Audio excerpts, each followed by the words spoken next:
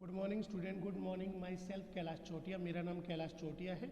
जैसा कि बच्चों आप मेरे से परिचित हैं और जो हमारा रघुनाथ स्कूल जो रतनगढ़ का सबसे बेस्ट स्कूल है, सबसे अच्छा स्कूल है, सबसे फेमस स्कूल है, उसकी ओर से आपको घर बैठे ऑनलाइन क्लासेज उपलब्ध करवाई जा रही है। उन ऑनलाइन क्लासेज में मैं कक्षा 11 में आपको बीएम या व्यवसाय अध्ययन वो बेटा पढ़ा रहा हूँ। जैसा कि बच्चों आपको पता है, हमारा अध्याय नंबर 2 व्यावसायिक संगठन के स्वरूप ये अध्याय चल रहा है। अभी तक हमने एकल स्वामित्व वाले व्यवसाय या एकल स्वामित्व वाले व्यवसाय या एकल व्यवसाय संयुक्त हिंदू परिवार व्यवसाय के बारे में पढ़ा है। कल हमने संयुक्त हिंदू परिवार व्यवसाय की सीमाओं का अवलोकन किया। आज हम साझेदारी व्यवसाय के बारे में पढ़ेंगे, लेकिन साझेदारी व्यवसाय को पढ़ने से पहले जो संयुक्त हिंदू परिवार व्यवसाय है उसकी सीमाओं का एक बार पुनः अवलोकन करेंगे। तो पहला है सीमित संसाधन, क्योंकि संयुक्त हिंदू परिवार व्यवसाय में जो कर्ता होता है उसी पर व्यवसाय के चलाने, उसका प्रबंधन, नियंत्रण, निर्देशन, संचालन का भार होता है।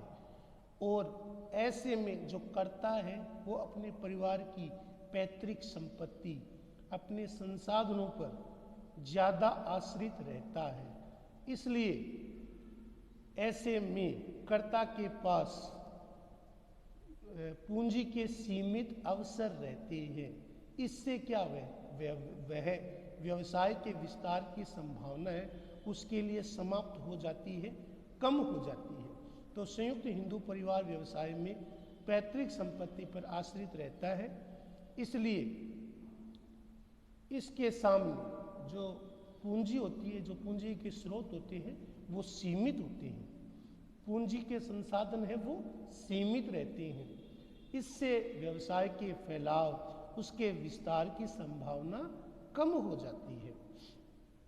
दूसरा है कर्ता का असीमित दायित्व।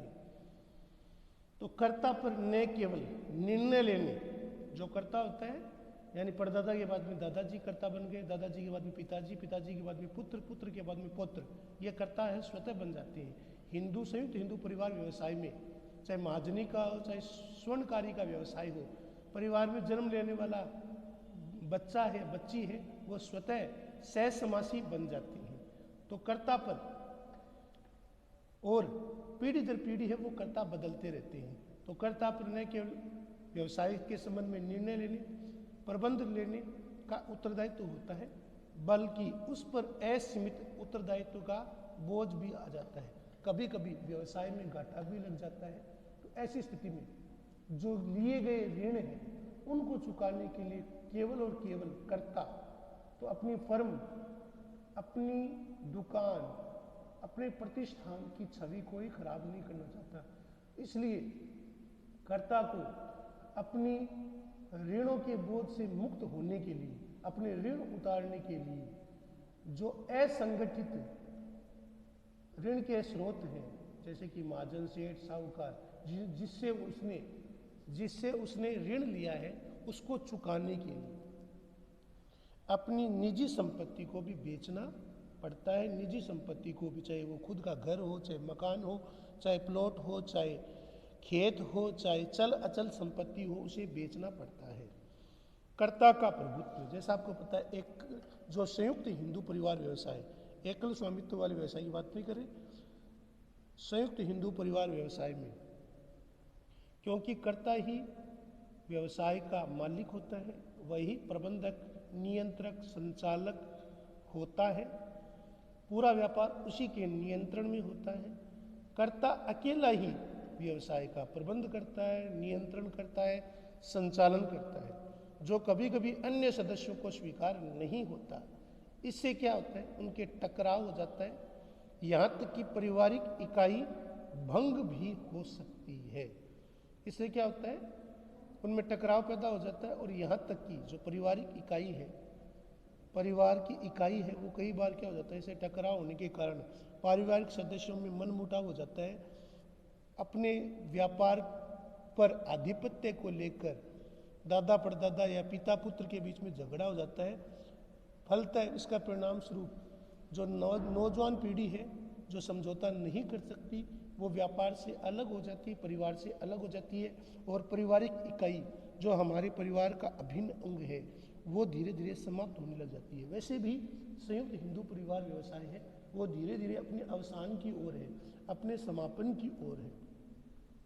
सीमित प्रबंध कौशल, इसमें आपको पता है संयुक्त हिंदू परिवार व्यवसाय में जो कर्ता होता है, चाहे वह उसमें प्रबंध कौशल हो या ना हो, वह उसके पास समस्त निर्णय लेने, नियंत्रण, संचालन, प्रबंधन करने की जिम्मेदारी आती है। इसलिए कई बार व्यवसाय में उसके मूर्खतापूर्ण निर्णय का सामना करना पड़ता है और इसके परिणाम भी गंभीर होते हैं। यदि वह प्रभावी निर्णय नहीं लेता है तो वित्त संबंधी समस्या पैदा होती है। जैसे वित्त संबंधी समस्या क्या होती है बेटा, कई बार लाभ है वो कम हो जाता है और लाभ के स्थान पर कई बार हानि भी हो जाती है। तो कई बार लाभ नहीं होता और कई बार लाभ के स्थान पर हानि भी हो जाती है। तो प्रबंध की अकुशलता, अप्रबंध की कौशल के कारण, उसके अकुशल नियंत्रण, संचालन और प्रबंधन के कारण कई बार लाभ के कारण या लाभ की बजाय उसके मूर्खतापूर्ण डिसीजन के कारण लाभ की बजाय है वो हानि ज़्यादा होती है, या फिर कम लाभ होता है या ज़्यादा हानि हो जाती है। तो अंततः हम कह सकते हैं कि जो संयुक्त हिंदू परिवार व्यवसाय है वो अब धीरे धीरे अवसान की ओर है, क्योंकि संयुक्त परिवार धीरे धीरे समाप्त होते जा रहे हैं।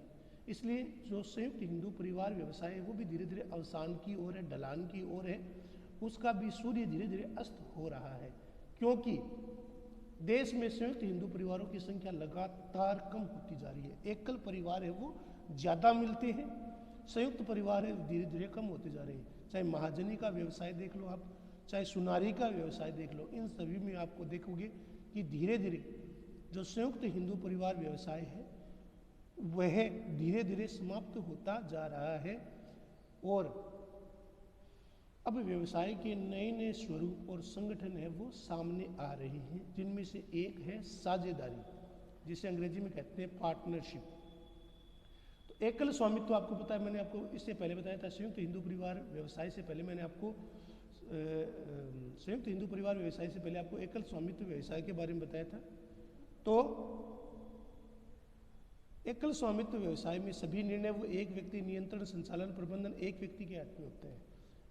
उसके कारण दोष होते हैं। इसलिए जो बड़े व्यवसाय है, जो बड़े व्यापार है, जिनमें अधिक पूंजी, अधिक श्रम की आवश्यकता होती है, तो प्रबंध संबंधी निहित दोषों के कारण एक विकल्प के रूप में, एकल स्वामित्व वाले व्यवसाय के विकल्प के रूप में, क्योंकि उसमें दोष ज़्यादा, उसमें सीमित पूंजी होती है, अप्रबंध कौशल होता है और सीमित संसाधन होते हैं, इसके दोषों का निवारण करने के लिए साझेदारी व्यवसाय का मार्ग प्रशस्त हुआ है। साझेदारी में आपको पता है भारी पूंजी निवेश की आवश्यकता होती है, विभिन्न प्रकार के कौशल और जोखिम इसमें रहते हैं और भागीदारी की आवश्यकताओं को पूरा करती है। एकल स्वामित्व के व्यापारिक विस्तार के वित्तीय और प्रबंध संबंधी दोषों के कारण जो विकल्प है, उस मौजूदा विकल्प में जो प्रमुख विकल्प क्या है, साझेदारी व्यवसाय, जिसे हम पार्टनरशिप बिजनेस कहते हैं, साझेदारी, साझा व्यवसाय।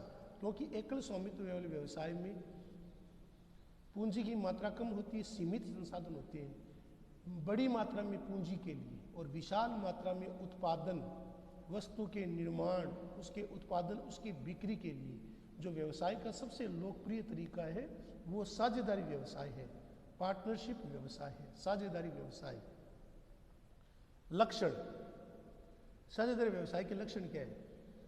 उपयुक्त परिभाषा के आधार पर हम साझेदारी व्यवसाय की विशेषता के बारे में पढ़ सकते हैं। पहला है स्थापना, व्यावसायिक संगठन, साझेदारी स्वरूप, भारतीय साझेदारी अधिनियम। तो साझेदारी अधिनियम है भारतीय साझेदारी अधिनियम, भारतीय साझेदारी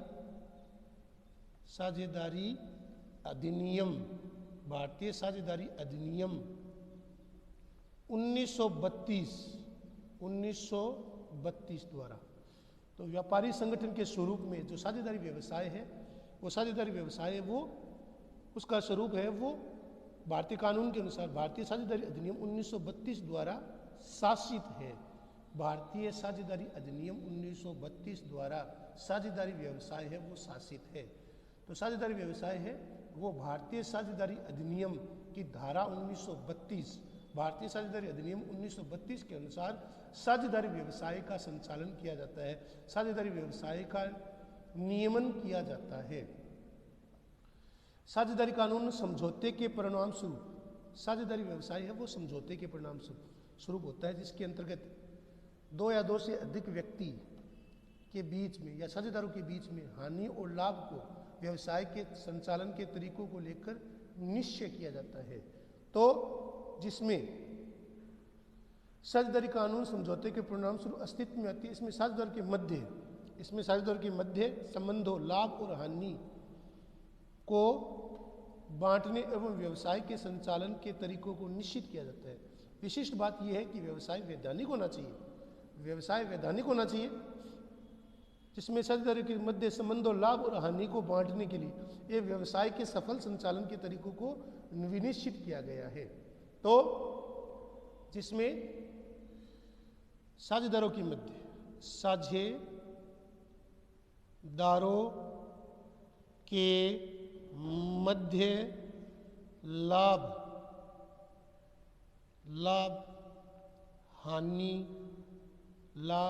हानि को बांटने एवं व्यवसाय के संचालन के तरीकों को निश्चित किया गया है। लाभ हानि को बांटने, लाभ और हानि को बांटने तथा व्यवसाय के संचालन और व्यवसाय का संचालन कैसे हो, साझेदारी व्यवसाय में व्यवसाय के संचालन के तरीकों को, व्यवसाय के संचालन के तरीकों को और अधिक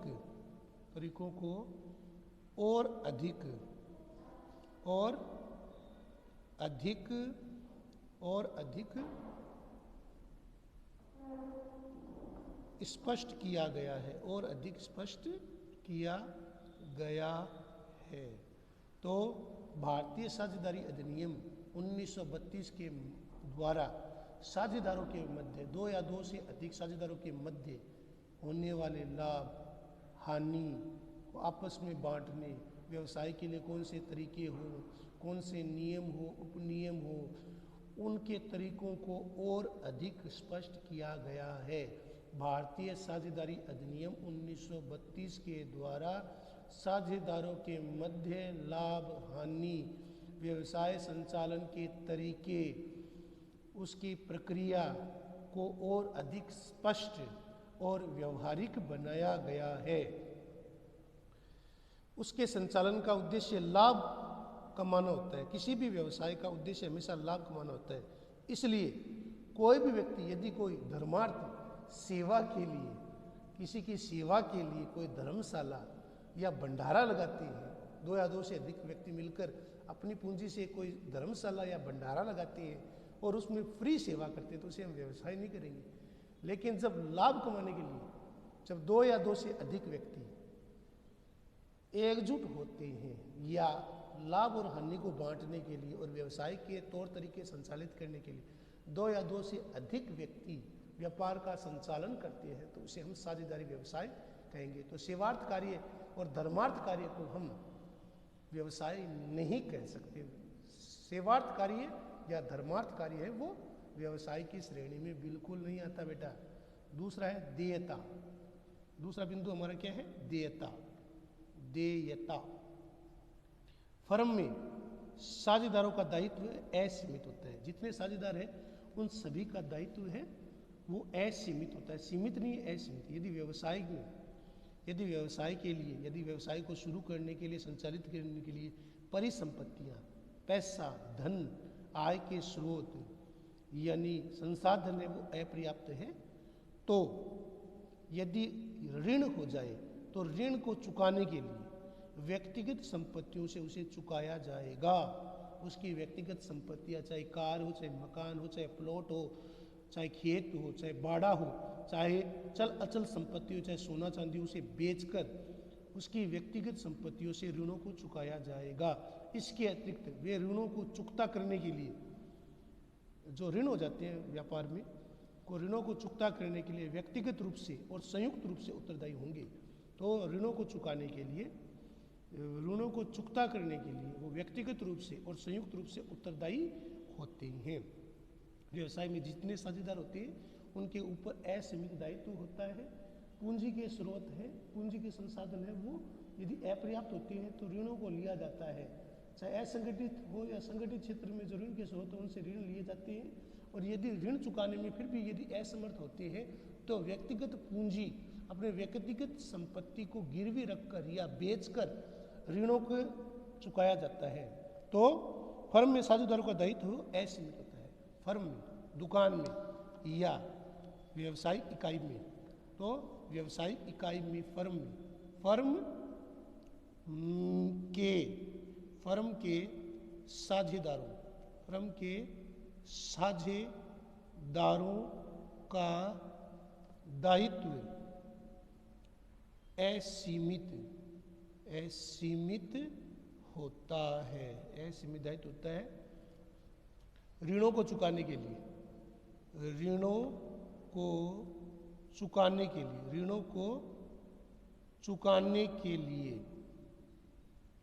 को चुकाने के लिए व्यक्तिगत रूप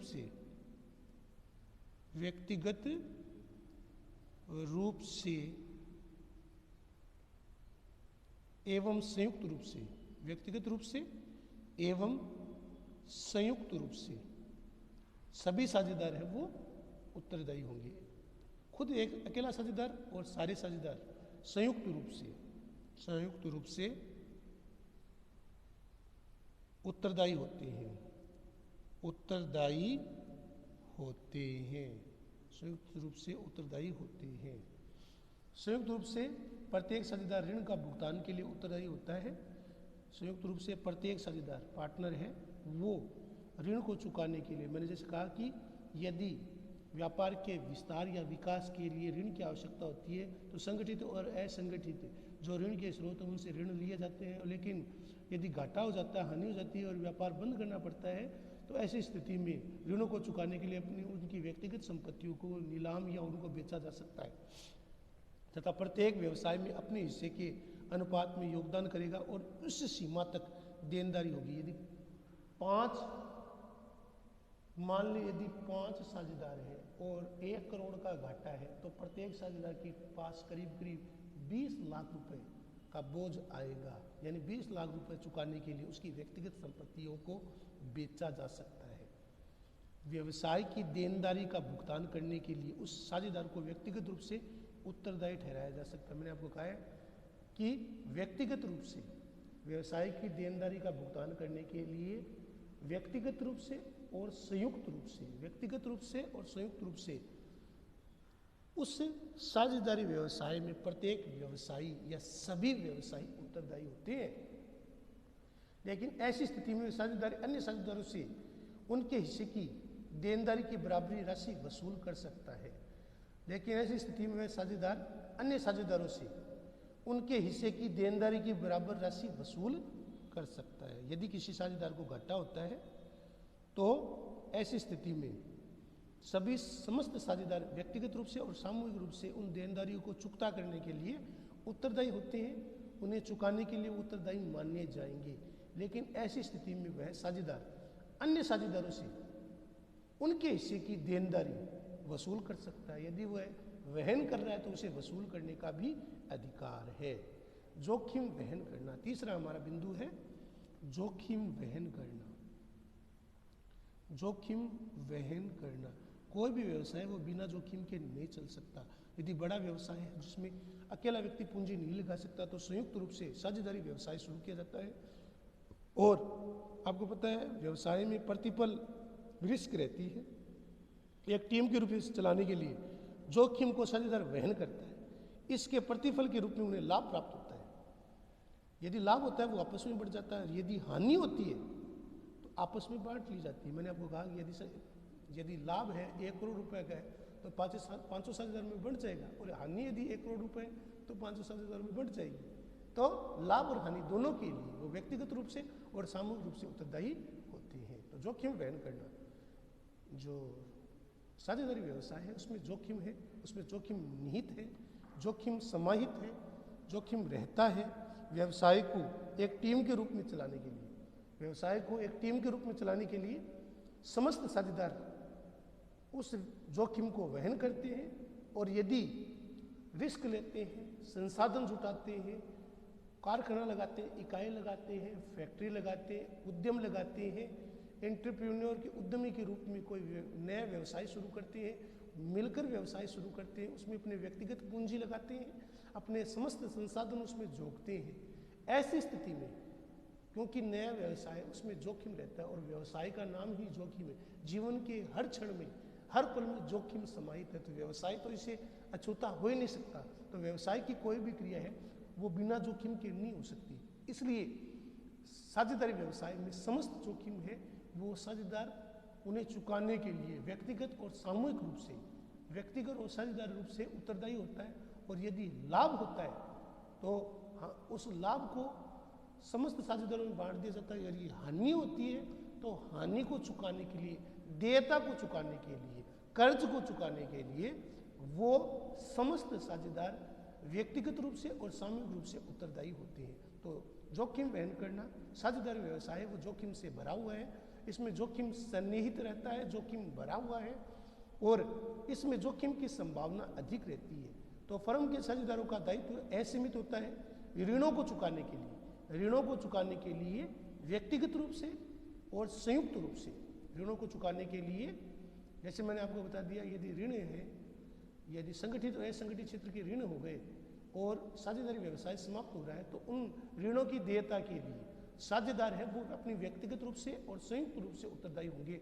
उसी प्रकार जो जोखिम है उसको समस्त साझेदार मिलकर वहन करते हैं। यदि लाभ होता है तो समस्त साझेदारों में बढ़ जाता है, यदि हानि होती है वो भी समस्त साझेदारों में बढ़ जाती है। तो लाभ होता है वो भी समस्त साझेदारों में बढ़ जाता है और यदि हानि होती है उसी अनुपात में हानि को भी बांट लिया जाता है।